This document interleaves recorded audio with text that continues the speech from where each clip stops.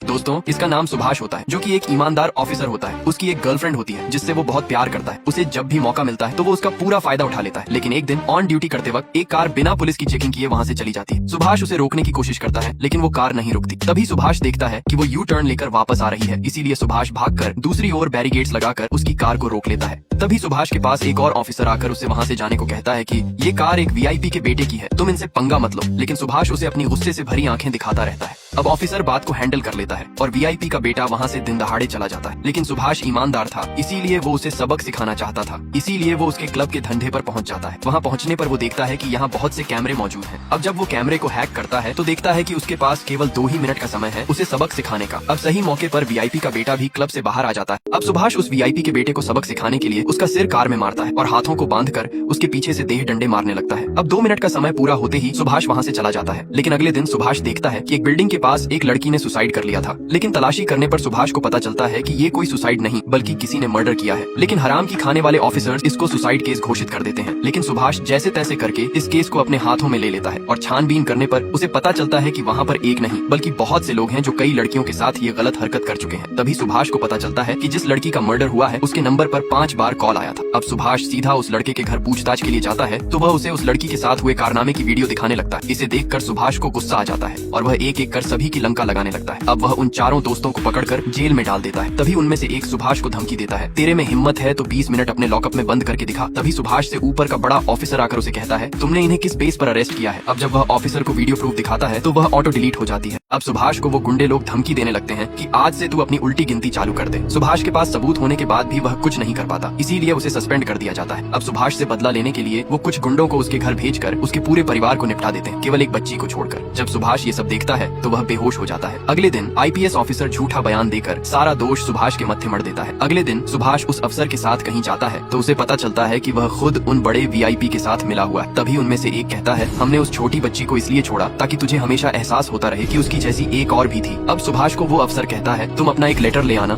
मैं तुम्हारी पोस्टिंग कहीं और करवा दूंगा। लेकिन अगले दिन सुभाष रिजाइन लेटर लेकर आईपीएस ऑफिसर को देता है तो वह ऑफिसर उस पर भड़क जाता है। सुभाष उसे चैलेंज देता है, जो दर्द मुझे हुआ है अब वो दर्द मैं उन्हें उनके पिता के हाथों से ही दिलवाऊंगा और इसके लिए मुझे पुलिस की जरूरत नहीं बल्कि पुलिस का दिमाग है मुझमें। अब सुभाष अपने परिवार का बदला लेने के लिए ऑफिसर को एक सैंपल दिखाता है कि अभी 3 सेकंड में कलेक्टर भागा भागा आएगा और तुझसे पूछेगा कि मेरा बेटा आखिर कहाँ है। और जैसा सुभाष बोलता है बिल्कुल वैसा ही होता है। अब उनके मोबाइल पर एक रिकॉर्डिंग दिखाई जाती है जिसमें एक कार में कलेक्टर का बेटा मौजूद होता है। तभी ऑफिसर को पता चलता है कि ये तो इसी पुलिस स्टेशन की पार्किंग है। अब कलेक्टर गेट खोलने के चक्कर में अपने ही हाथों से अपने बेटे में आग लगा देता है। अब उसका बाप आग बुझाने की कोशिश करता है लेकिन वो आग और ज्यादा फैल जाती है क्योंकि सुभाष ने पहले ही सिलेंडर को आग से भरवा दिया था। ये सब उसने पहले से ही प्लान कर रखा था। अब सुभाष अपने घर को छोड़कर अपने खुफिया दोस्त के घर पहुंचता है और उसको अपना आईडी और पासपोर्ट दे देता है। अब पुलिस भी सुभाष को ढूंढने के लिए अपने डिपार्टमेंट के सबसे बेस्ट ऑफिसर को बुलवाकर सुभाष के घर की छानबीन करती है। दूसरी तरफ सुभाष उनमें से एक को नशे की धुंध में उठा लेता है और पुलिस को भटकाने के लिए उसका दोस्त चेन्नई में उसका कार्ड पेट्रोल पंप पर स्क्रैच करता है, जिससे पुलिस को लगता है कि सुभाष चेन्नई में ही कहीं मौजूद है। अब सुभाष उसे अपने अड्डे पर ले जाता है और उससे अपने एक और साथी को ब्लैकमेल करके बुलाने लगता है। लेकिन उसके दोस्त की बजाय उसका बाप वहाँ बहुत से गुंडों के साथ उसके ठिकाने पर पहुंच जाता है। अब सुभाष बुकशेल्फ के पीछे छिप जाता है। अब सुभाष उस दूसरे लड़के को अपने अड्डे पर बुलाता है तो उसके बेटे की बजाय उसका बाप अपने गुंडों के साथ सुभाष की लंका लगाने आया होता है। लेकिन सुभाष उल्टा ही उन सभी गुंडों को एक एक कर बड़े ही गुस्से के साथ उनकी लंका लगाने लगता है और उसके बाप को बंदी बना लेता है। अब सुभाष हैकिंग करके उसके बाप की आवाज में ही 5 करोड़ रुपए उसके बेटे से अर्जेंट मंगवाता है, जिससे उसका बाप गुस्से में जोरों से चिल्लाने लगता है। अब उसके बेटे के आते ही वो उसको बेहोश कर एक गाड़ी की डिग्गी में दोनों लड़कों को बंद कर देता है। अब सुभाष उस ऑफिसर को वीआईपी की फोटो भेजकर उसे सतर्क कर देता है। अब सुभाष वहाँ से निकलकर चेन्नई पहुँच जाता है। अब अगले दिन ऑफिसर को पता चलता है कि सुभाष चेन्नई से वापस आ रहा है तो वह एक दूसरे ऑफिसर को भेजकर उसे बिना किसी वारंट के अरेस्ट करने का ऑर्डर है। लेकिन सुभाष उसकी गन पकड़कर वहीं शूट कर देता है, जिससे वहाँ भगदड़ मच जाती है और सुभाष को बिना किसी वारंट के कस्टडी में ले लिया जाता है। अब ऑफिसर उसे धमकी देकर पूछताछ करने लगता है तो सुभाष उससे कहता है, कोई एविडेंस है क्या, क्योंकि जब मैंने उन्हें अरेस्ट किया था तब मैं भी बिना एविडेंस के उनका कुछ नहीं कर पाया था। अब सुभाष ने जिन दोनों लड़कों को उठाया है उनके बाप सुभाष से अकेले में बात करना चाहते थे। अब सुभाष उन दोनों को एक 9 डिजिट का नंबर देता है और उनसे कहता है, एक नंबर तुम खुद ढूंढ लो, जिसके नंबर सबसे पहले लगा उसके बेटे को पहले बचाया जाएगा। अब वो अलग अलग लोगों को फोन करते हैं, कभी कोई उठाता है तो कभी कोई। तब जाकर एक के बेटे को फोन लगता है तो ऑफिसर बीच में आकर उससे लोकेशन वगैरह पूछने लगता है। लेकिन तभी सुभाष अपनी आंखें दिखाकर वीआईपी के हाथ में फोन पकड़वा देता है। सुभाष कहता है, जैसा मैं कहूँ बिल्कुल वैसा ही करना वरना अंजाम बहुत बुरा होगा। अब सुभाष के कहने पर वो एक बैग लेकर एयरपोर्ट पर चला जाता है। इतने में उसका बाप पलट जाता है और उससे कहता है, बेटा अब तुम सेफ हो, कुछ देर में हमारे आदमी वहाँ पहुँच जाएंगे। सुभाष कहता है, तुमने मेरी बात न सुनकर बहुत बड़ी गलती कर दी है। तभी उसके बैग से बॉम्ब जैसी टिक टिक आवाज सुनाई देती है। बैग खोलने पर पता चलता है कि उसके अंदर एक बंदूक है। आसपास के सभी फौजी उसे आतंकवादी समझकर उस पर बंदूक तान कर खड़े हो जाते हैं। इतने में वो ऑटोमेटिक फायर हो जाती है और फौजी उसे अपनी बंदूक से भून देते हैं, जिससे सुभाष उसके बाप की वजह से उसके बेटे को निपटवा देता है। अब सुभाष ऑफिसर को 1 घंटे का चैलेंज देता है कि तेरे में हिम्मत है तो उस दूसरे लड़के को बचा सकता है तो बचा ले। अब सभी के फोन पर उस दूसरे लड़के की वीडियो रिकॉर्डिंग आती है, जिसमें वो एक केमिकल के कांच जैसे बॉक्स में बंद होता है। ऑफिसर लड़के का पता लगाने के लिए